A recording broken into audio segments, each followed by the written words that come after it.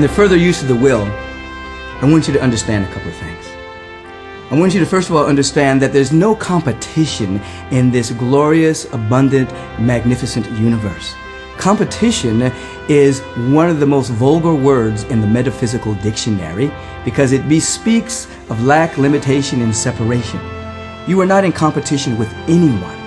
And so in the right use of your will, you are to direct yourself in being a beneficial presence, being a place of service and giving and generosity and generating much more prosperity flowing through you. You must come to another understanding. Poverty is not noble. Being rich is not bad.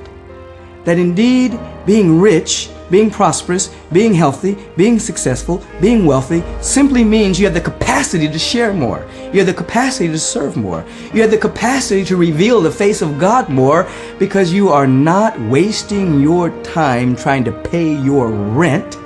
In other words, your structures have become stabilized so that you can be a bright light on this planet. Thirdly, I don't want you to spend a whole lot of time bemoaning your fate and recanting your story about how negative life is.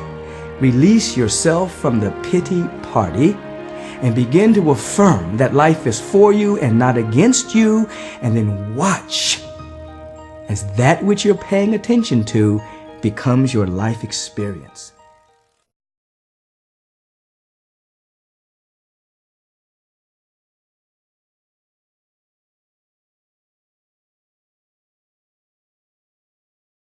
Now, as we go through this program, I'm not going to speak of riches in a figurative way. To be really rich does not mean to be satisfied or contented with a little. You shouldn't be satisfied with a little if you're capable of using and enjoying more. The purpose of nature is the advancement and development of life. Every individual should have all that can contribute to the power, elegance, beauty, and richness of life. Did you notice how Rhonda Byrne captured that in The Secret? How she just seemed to know what would fit and what would meet the consciousness of the masses. Well, that's what she was talking about. Every individual should have all that can contribute to the power, elegance, beauty, and richness of life. Doesn't that feel good when you hear those words? Every individual. That's you.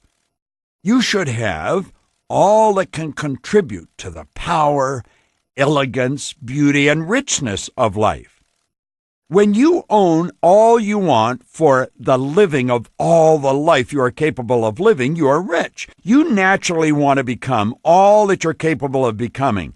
This desire to realize innate possibilities is inherent in human nature. Success in life is becoming what you want to be.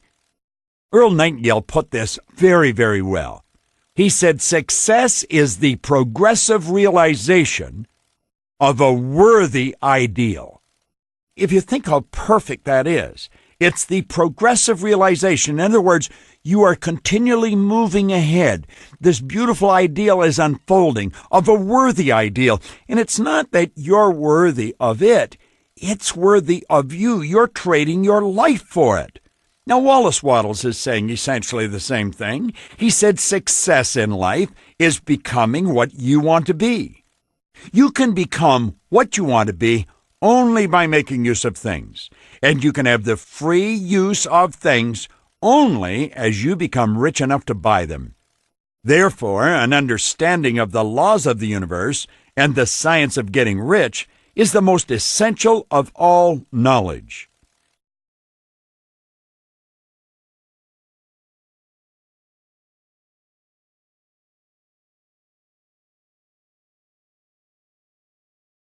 See, it's just not possible to live a really complete and successful life unless you are rich.